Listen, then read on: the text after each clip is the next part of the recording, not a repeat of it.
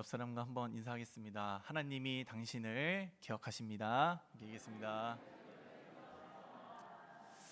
네, 하나님이 정말로 나를 기억하시는 게 우리에게 복으로 느껴지십니까? 아니면 하나님이 내가 오늘 아침에 한 일 기억하시면 안 되는데, 내가 이번 주에 했던 그 행동 기억하시면 안 되는데 라는 마음이 드십니까? 이 직원에게 있어서 최고의 상관, 그리고 자녀에게 있어서 최고의 부모는 어떤 사람일까요? 뭐 여러 가지 모습들이 있겠지만 그 중에 한 가지는 내가 잘한 것은 기억해주고 잘못한 것은 금방 잊어버리는 상사와 부모님일 것입니다. 그런데 실제로는 내가 잘한 건 당연한 거고 잘못한 것은 너무 잘 기억해서 곤란할 때가 많이 있습니다. 반대로 그럼 상관에게 있어서 최고의 직원, 또 부모에게 있어서 최고의 자녀는 어떤 사람일까요? 상관이 부모가 말하는 것을 잘 기억하고 그대로 행동하는 사람일 것입니다.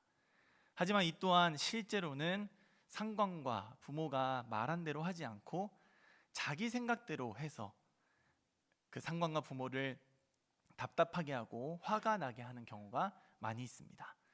너는 왜 하지 말라는 것만 골라서 하니? 라고 하는 말씀 많이 들어보셨나요? 많이 해보셨나요?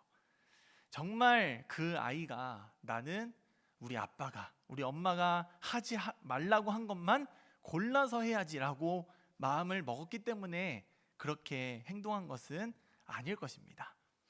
부모님이 하지 말라고 한 그 말을 기억하지 못했기 때문에 그렇게 행동했을 것입니다. 하나님과 우리 사이에도 마찬가지입니다. 하나님은 우리의 잘한 것을 기억하시고 또 잘못한 것을 기억하지 않으시면서 또 우리의 원수의 잘못은 또 기억하신다고 말씀하십니다. 그렇다면 우리도 하나님의 말씀을 잘 기억하고 하나님이 하지 말라고 하신 일만 골라서 하는 일이 없어야 할 것입니다. 그래서 오늘 본문에서 느헤미야는 하나님께 기억하옵소서라는 기도를 드리면서 자신이 하나님께 기억되기를 간절히 바라고 있습니다. 그 첫 번째 기도가 무엇이었을까요? 기억하사 잊지 마옵소서라는 기도였습니다. 오늘 말씀 4절에서 9절은 제사장 엘리야십이 어떤 잘못을 했는지에 대해서 말해주고 있습니다. 이 사람은 이 앞에 3장이나 12장 그리고 뒤에 13장 28절에 나오는 대제사장 엘리야십과 같은 사람인지는 확인하기가 어렵습니다. 하지만 분명한 것은 이 사람은 제사장이었다는 것이고 성전의 방을 관리하는 사람이었다는 것입니다. 그런데 그 방 중에 하나를 도비야라는 사람이 사용할 수 있게 따로 마련을 해줍니다. 그냥 작은 방 한 켠을 한 사람을 위해서 성전의 작은 방 한 켠을 내준 것도 큰 문제가 될 텐데 큰 방을 내줍니다. 그 사람이 중요했던 것 같습니다. 그 큰 방을 내주기 위해서 어떤 방을 뺐는지 보니까 5절을 보시면 소재물과 유향과 그릇과 또 레위 사람들과 노래하는 자들과 문제들에게 11조로 주는 곡물과 새포도주와 기름과 또 제사장들에게 주는 거제물을 두는 방을 주었다고 합니다. 이 도비야가 얼마나 중요한 사람이었길래 하나님께 드릴 제물 그리고 성전에 섬기는 사람들에게 줄 11조 이런 헌금 같은 것들도 다른 곳에 두면서까지 이 방을 내주었을까요? 예루살렘 사람이라면 그리고 이 제사장이라면 도비야가 어떤 사람인지를 모를 리가 없습니다. 느헤미야서 4장 7절에서 8절을 보면 산발락과 도비야와 아라비아 사람들과 암몬 사람들과 아스돗 사람들이 예루살렘 성이 중수되어 그 허물어진 틈이 메꾸어져 간다함을 듣고 심히 분노하여 다 함께 꾀하기를 예루살렘으로 가서 치고 그곳을 요란하게 하자 이렇게 말했다고 합니다. 도비야는 느헤미야와 유다 사람들이 예루살렘 성벽을 다시 쌓는 일을 처음부터 끝까지 방해했던 사람입니다. 말 그대로 하나님의 일을 방해한 사람, 하나님 나라의 대적이었던 것입니다. 다른 사람이 이 도비야에게 이런 호의를 베풀었다고 해도 문제가 되는데 제사장이라는 사람이 대적들의 우두머리 도비야에게 심지어 성전의 방을 내어준 것입니다. 4절에는 엘리야십과 도비야가 연락을 주고받았다는 말이 있습니다. 이 엘리야십이 도비야를 이렇게 챙겨준 이유는 정확하게 나와 있지 않지만 아마도 이런 원수에게 이 성전의 방을 내어줄 만한 일이었다면 그 위험을 감수하고 얻을 수 있는 유익이 엄청 컸구나라는 걸 짐작해 볼 수 있습니다.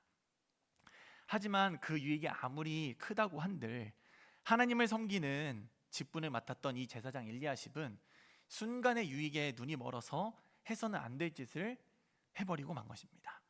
그는 하나님을 섬기지 않고 자기에게 더 큰 유익을 준다고 착각하게 만드는 도비야를 섬겼습니다. 예수님은 이런 사람들을 두고 이렇게 말씀하시기도 합니다.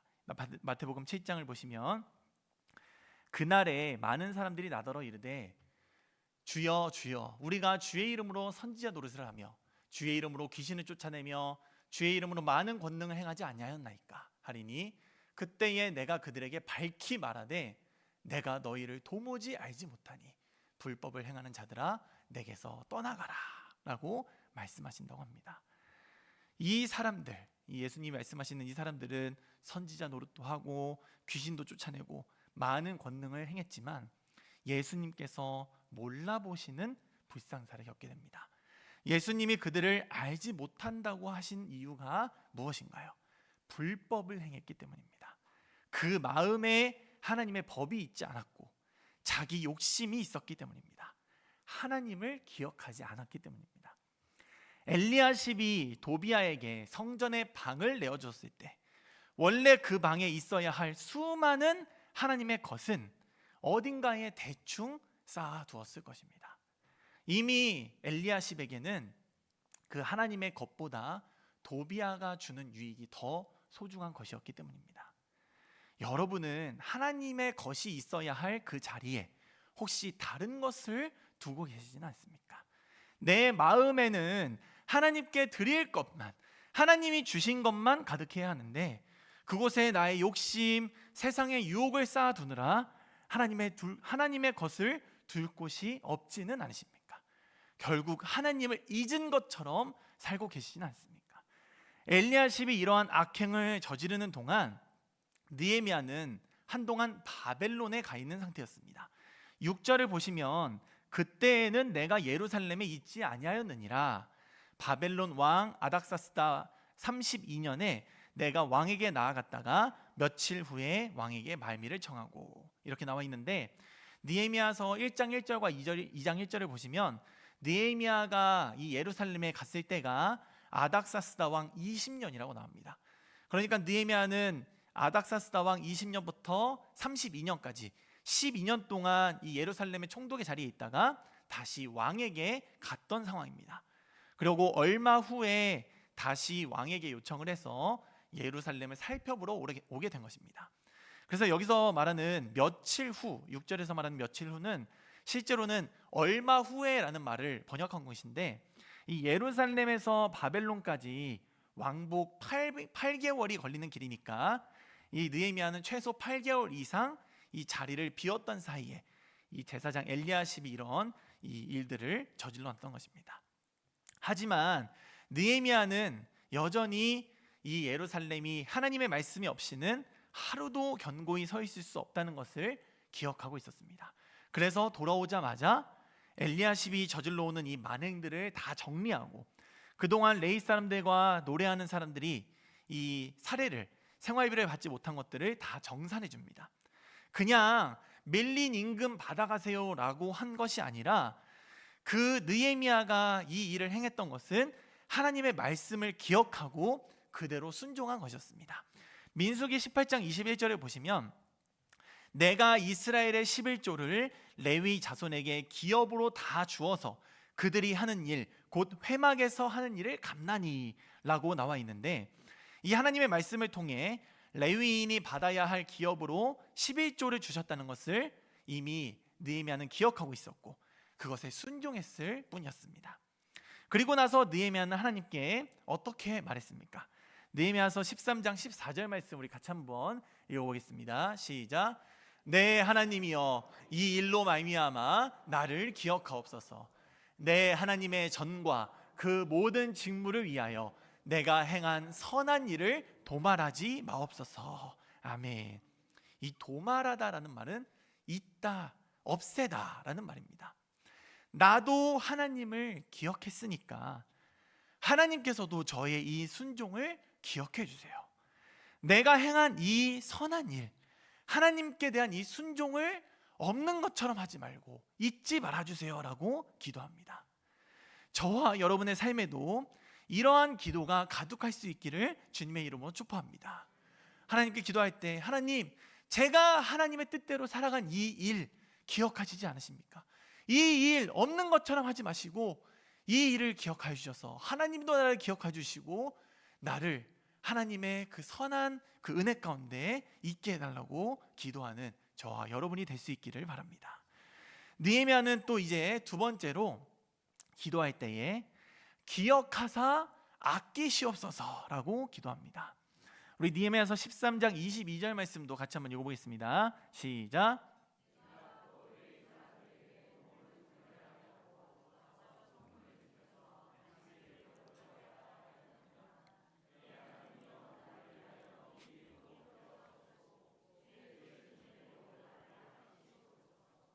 아멘. 이 어떤 나를 지킨다는 것은 무언가를 기억하는 대표적인 행위입니다. 여러분에게 어떤 날이 가장 중요한 날인가요? 누군가의 생일을 매년 꼬박꼬박 지키신다면 여러분의 마음에 그 사람을 항상 기억하고 있다는 것을 보여준다는 것입니다. 반대로 어떤 날을 소홀히 여긴다면 그 날과 관련된 사람이나 그 날과 관련된 사건에 별로 관심이 없다는 것을 보여준다고 할 수 있습니다. 예를 들어 우리에게 8월 15일 이렇게 말하면 우리나라 사람들에게는 매우 중요한 날이지만 다른 나라 사람들에게 당신한테 8월 15일은 무슨 날이냐라고 하면 전혀 의미가 있는 날이 아니게 됩니다. 그래서 어떤 날을 얼마나 중요하게 생각하느냐에 따라 그 날과 관련된 사람이라든지 그 관련된 일을 얼마나 중요하게 생각하는지를 보여준다고 할 수 있습니다. 느헤미야가 또 살펴보니 그곳에 안식일을 잘 지키지 않는 사람들, 그리고 안식일을 잘 지키지 못하게 하는 많은 방해 요소들이 있었습니다. 이 안식일을 불가피하게 못 지키는 게 아니라 자기들이 먹고 사는 일이 바빠서 지키지 못했던 것입니다. 술틀을 밟고 곡식단을 나귀에 실어서 운반하고 포도주와 포도와 무화과와 여러 가지 짐을 지고 안식일에 예루살렘에 들어와서 음식을 파는 이러한 일들을 합니다. 음식을 만들고 배달을 하고 장사를 합니다. 심지어 두로 사람들, 이방인들도 예루살렘에 와서 버젓이 자유롭게 장사를 합니다. 아무도 막는 사람이 없고 오히려 사는 사람만 많았기 때문입니다. 제가 하이에게 밥을 이렇게 먹일 때 종종 이렇게 정신이 없어서 빨리 먹여야 된다는 생각만 하다 보니까 기도를 깜빡하고 숟가락을 먼저 들이밀 때가 있습니다. 그러면 하이가 기도 안 하고 밥을 준다고 기도 먼저 하자 이렇게 말을 합니다. 이렇게 자랑을 했으니까 또 흉을 보자면 요즘에는 좀 커서 그런지 오히려 이 녀석이 제가 기도를 하자고 해도 기도를 안 할 때가 있습니다. 언제냐면 자기가 좋아하는 반찬이 눈앞에 있을 때입니다. 그때는 제가 기도를 하려고 눈을 감으면 눈을 감는 척 하다가 하나님 아버지 이렇게 시작을 하면 반찬을 몰래 먹기 시작합니다. 그러다가 걸려서 저에게 혼나고 다시 기도를 합니다.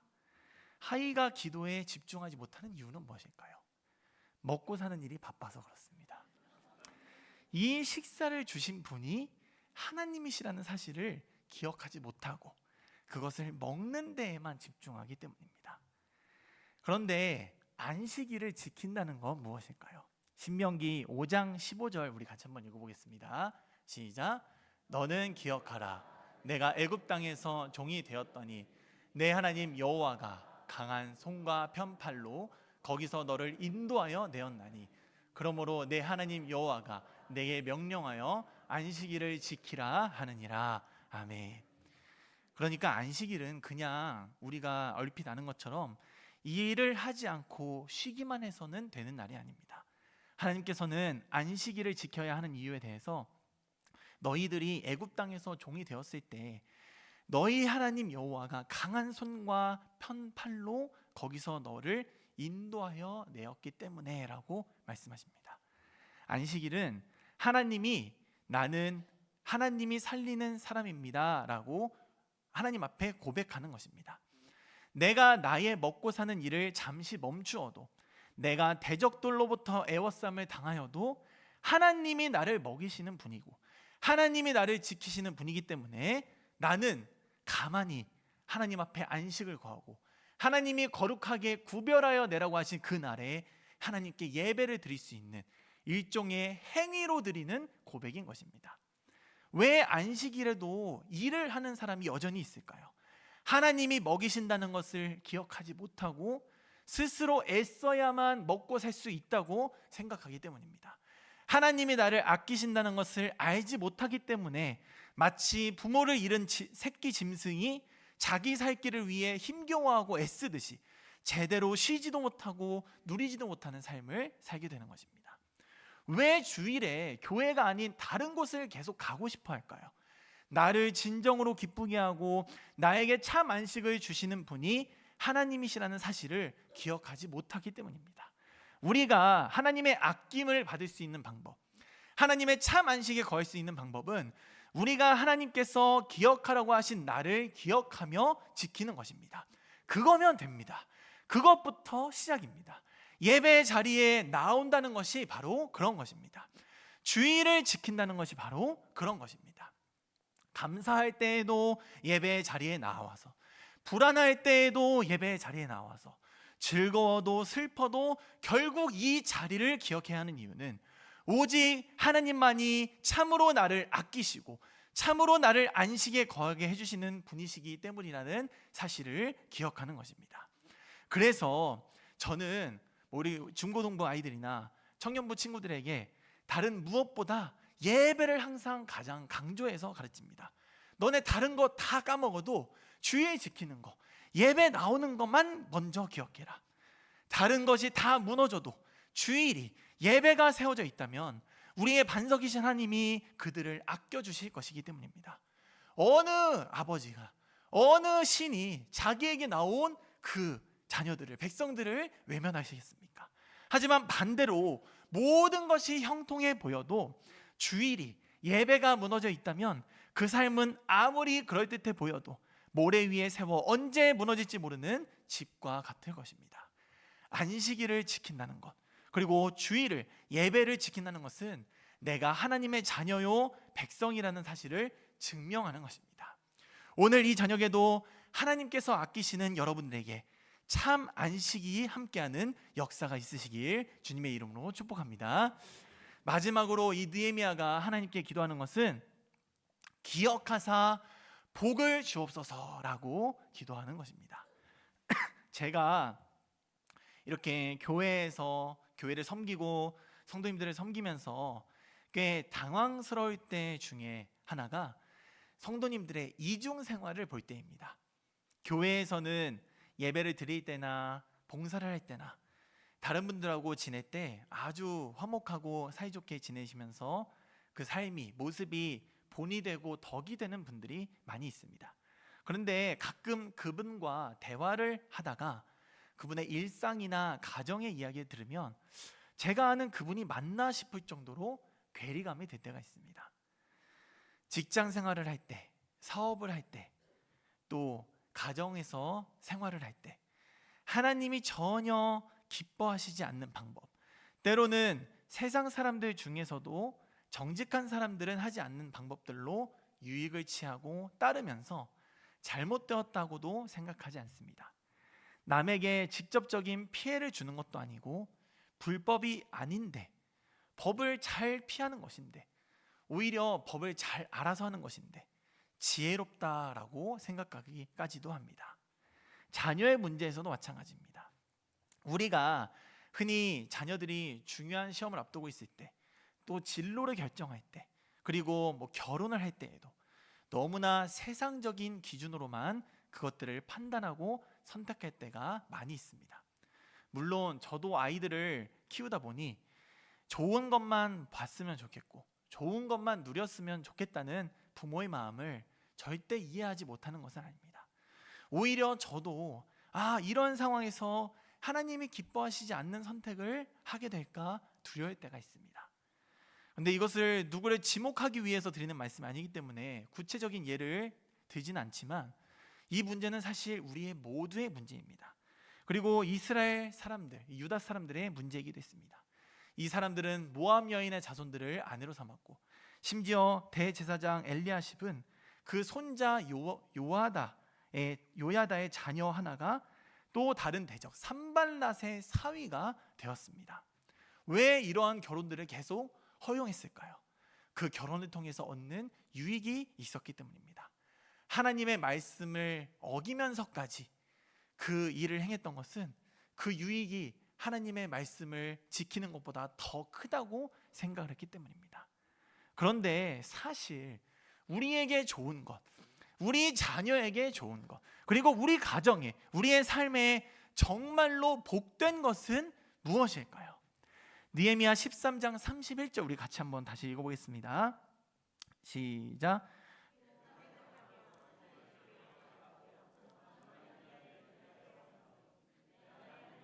나를 기억하사 복을 주옵소서. 아멘. 네, 30절 31절이죠. 내가 하나님을 기억하는 것이 바로 우리에게 가장 좋은 것, 우리 자녀에게 가장 좋은 것, 그리고 우리 가정과 우리 삶에 가장 복된 것이라는 사실을 기억하시기 바랍니다. 우리가 하나님의 말씀을 기억하여 순종할 때 하나님께서 나를 기억하시고 나에게 복을 주실 것입니다. 느헤미야가 하나님께 하는 이 말들, 내가 이방 사람들을 떠나게 하여 그들을 깨끗하게 하고 제사장과 레위 사람들의 반열을 세워 각각 자기의 일을 맡게 하고 정한 기한에 나무, 그러니까 장작이죠, 나무와 처음 익은 것을 드리게 하였사오니, 우상을 섬기는 이방 사람들과 구별되어서 깨끗한 백성이 되라는 그 하나님의 말씀, 제사장과 레위 사람들을 잘 세우고 섬겨서 제사를 올바르게 드리라는 하나님의 말씀, 내가 정해준 날에 정해준 방법대로 제사를 드리라는 그 하나님의 말씀을 다 기억하고 지켰던 것이었습니다. 느헤미야가 하나님께 자신을 설명할 수 있는 것은 오직 순종이었습니다. 그리고 복을 구할 수 있는 근거 또한 하나님의 말씀을 기억하고 순종하는 것이었습니다. 그래서 느헤미야는 제가 하나님의 말씀을 기억하고 순종했으니 하나님께서도 나를 기억하사 복을 주시옵소서라고 기도할 수 있게 되었던 것입니다. 사랑하는 여러분, 우리는 오늘도 여호와 하나님의 인자하심을 구하며 이 자리 가운데 나왔습니다. 그러면 하나님의 인자하심 가운데 우리가 영원히 구할 수 있는 방법은 무엇일까요? 우리 마지막으로 시편 103편 말씀을 같이 한번 읽어보겠습니다. 시작. 여호와의 인자하심은 자기를 경외하는 자에게 영원부터 영원까지 이르며 그의 의는 자손의 자손에게 이르리니 곧 그의 언약을 지키고 그의 법도를 기억하여 행하는 자에게로다. 아멘. 우리가 겪을 수 있는 가장 불행한 일은 아까 우리가 읽었던 말씀처럼 하나님께서 나를 잊으시는 것, 나를 모른다고 하시는 것 아니겠습니까? 그렇다면 반대로 우리에게 가장 복된 일이라는 것은 우리가 하나님께 기억되고 하나님이 우리를 항상 아끼시는 것일 것입니다. 그 방법은 바로 그 언약을 지키고 그의 법도를 기억하여 행하는 것입니다. 오늘도 우리는 하나님의 인자심과 복을 구하기 위해 이 자리 가운데 나왔습니다. 우리가 기억해야 할 것은 오직 하나님의 말씀뿐임을 기억하시는 저와 여러분이 되시길 주님의 이름으로 축복합니다. 우리가 하나님을 기억하여 그분의 말씀에 순종한다면 하나님께서 우리를 기억하사 우리를 잊지 않으실 것입니다. 우리가 하나님을 기억하여 순종한다면 하나님께서 우리를 기억하사 우리를 아껴 주실 것입니다. 우리가 하나님을 기억하여 순종한다면 하나님께서 우리를 기억하사 우리에게 영원 무궁토록 복을 내려주실 것입니다. 항상 하나님만을 기억하며 그 말씀에 순종하기를 기뻐하시는 저와 여러분이 되시기를 간절히 축원합니다. 우리 함께 이 말씀을 기억하시면서 하나님께 세 가지 기도 제목을 가지고